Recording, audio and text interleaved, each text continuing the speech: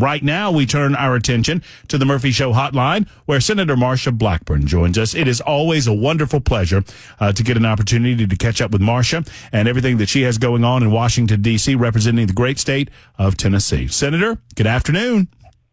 Good afternoon, and it's always a pleasure to join you, Matt. Thanks. It's our pleasure indeed. You were recently down at the southern border, were you not? Weren't you down there a few days ago?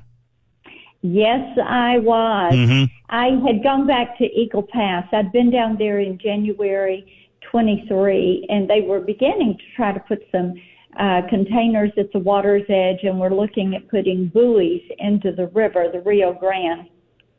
And I've had legislation called the Container Act, which actually came from the idea of Border Patrol there on the border to allow states and local governments to put up temporary barriers to keep illegal entrants from coming into the country.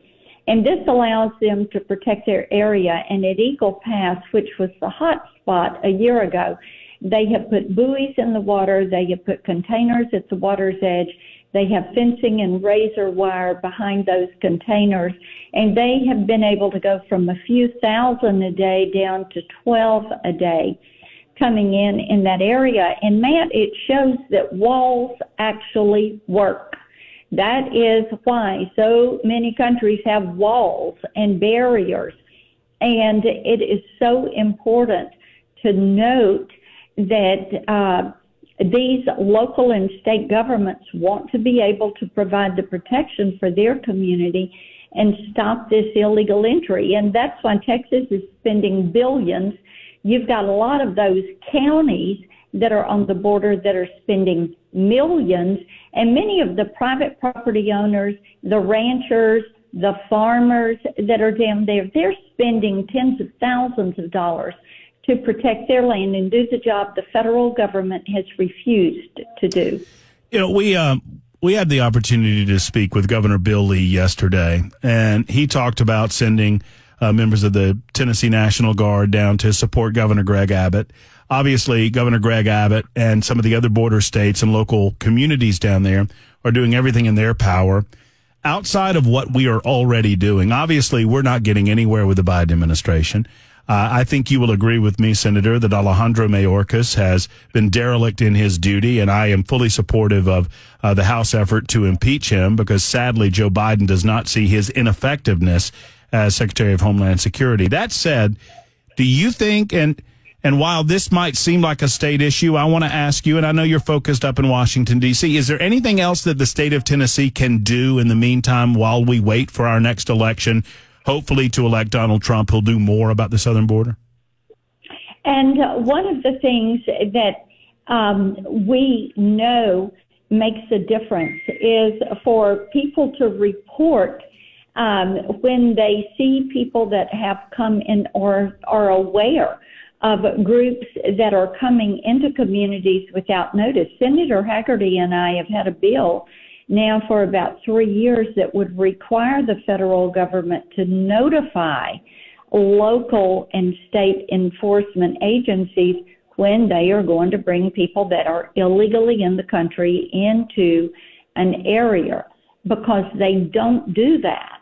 And we hear from many of our, we visit with every single county in this state every year. We're in every county. And we hear from local law enforcement, from local elected officials, from directors of schools, that this has a bearing on how they are able to operate. I had one school district that said they had 101 students in the school district that were English as a second language students. And the variety of languages that they were needing ESL teachers for, and they have never had more than a few dozen at any one time. So they were just, it was really difficult for them to, first of all, find the teachers, and then secondly, be able to meet the appropriate funding to care and provide the education for these students. The same thing many times goes with health services in community where there are not the resources that are available to meet that need. So you've got that impact that comes in, and people are trying to do their best to meet these obligations, but it helps to know when there's going to be someone there, and we're going to keep working our hardest to make certain that the border is closed and that we stop this flow of illegal entry into the country. And Matt, one of the things that gets me is the uptick in the number of gotaways. And this is something that you're seeing at the southern border. These are people that have absolutely no business coming in the country. We don't know who they are, where they're from, what reason they're coming in here. And now you're averaging about 720 gotaways a day. And the numbers continue to climb.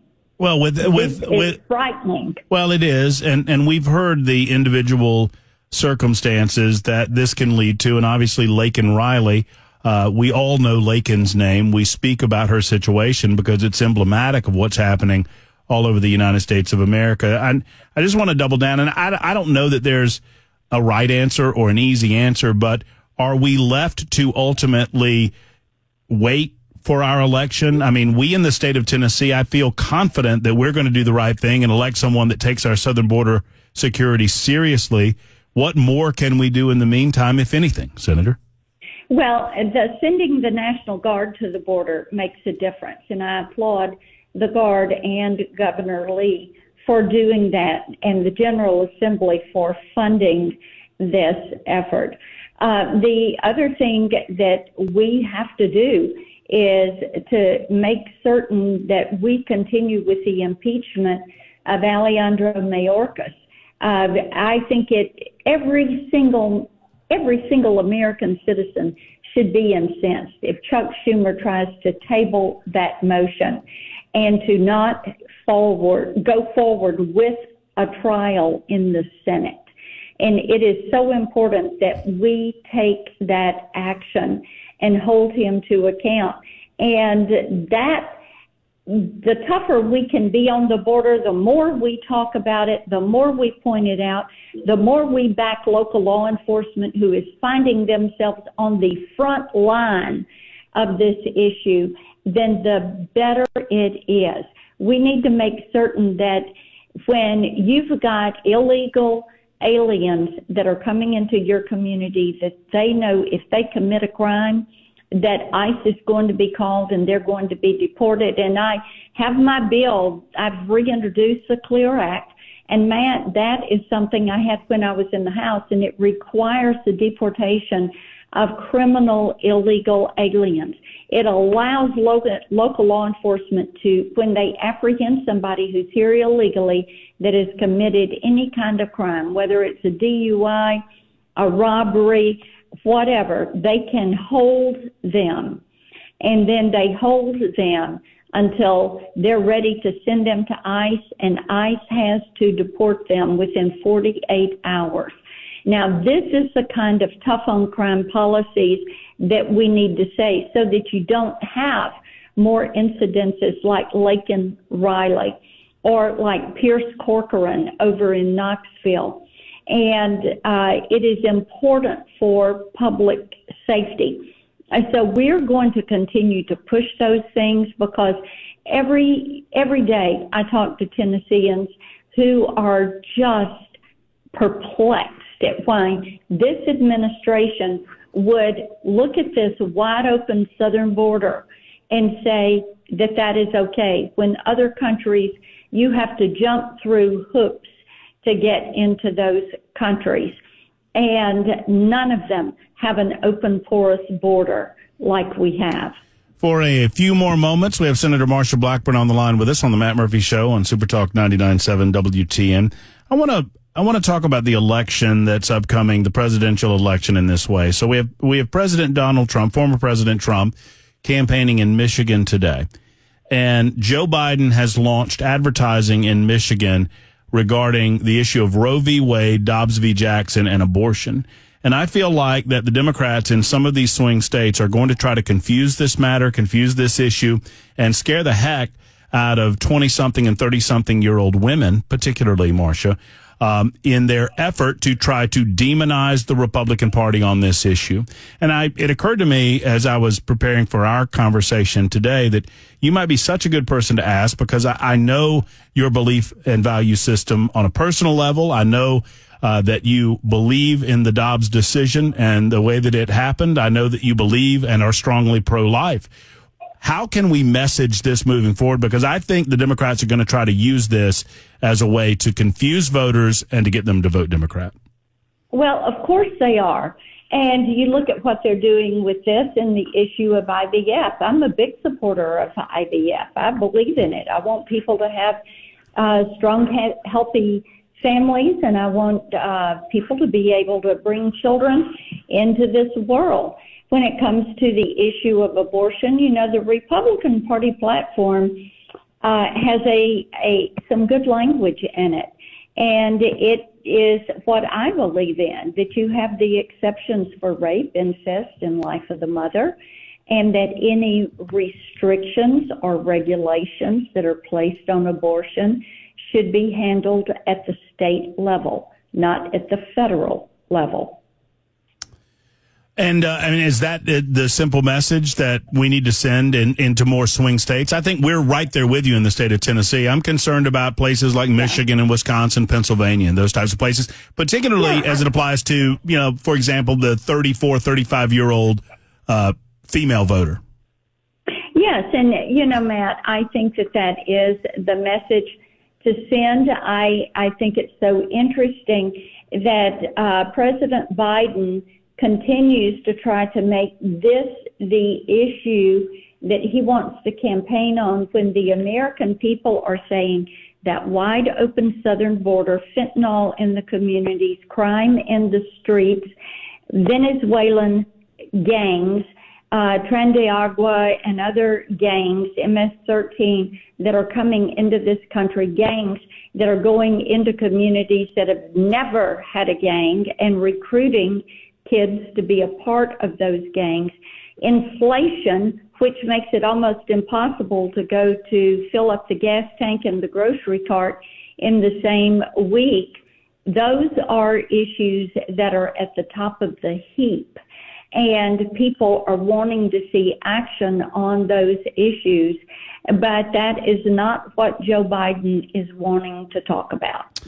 Finally, Senator, in the couple of minutes that we have left, I am struggling. You know, I have a libertarian streak through me, and we don't have to agree on every singular issue, but I'm curious if you can convince me to your way of thinking with regard to TikTok.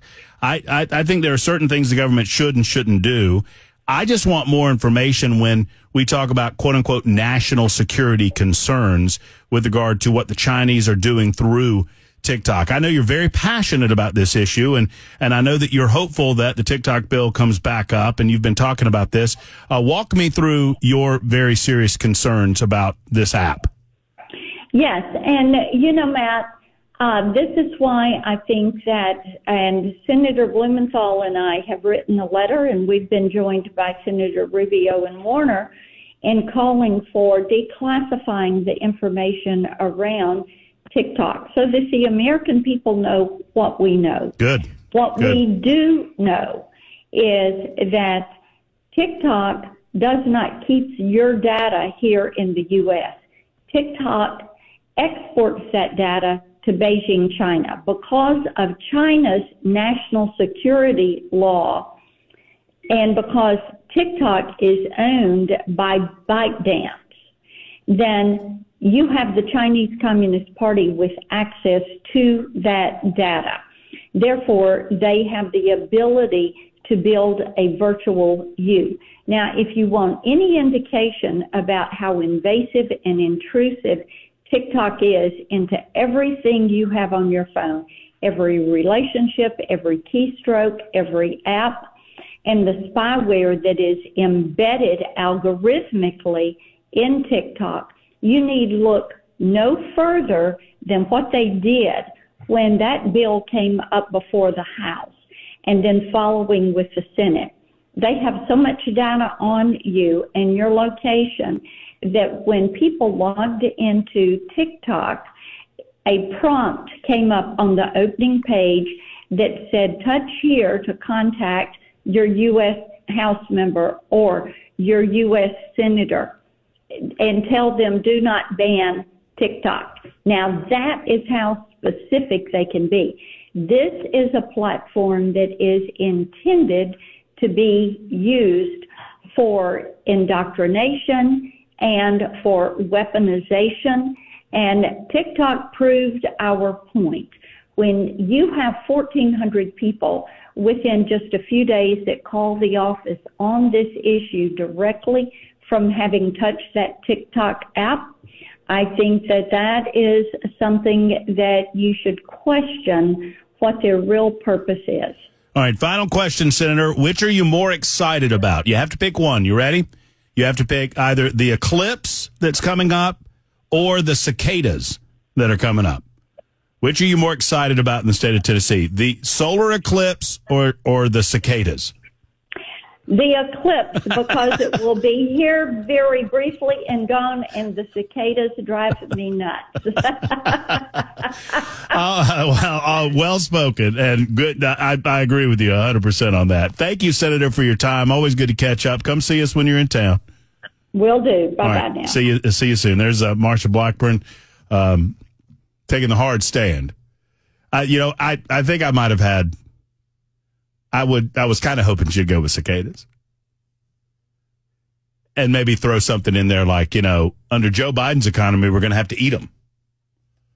That was the lob. That was the softball.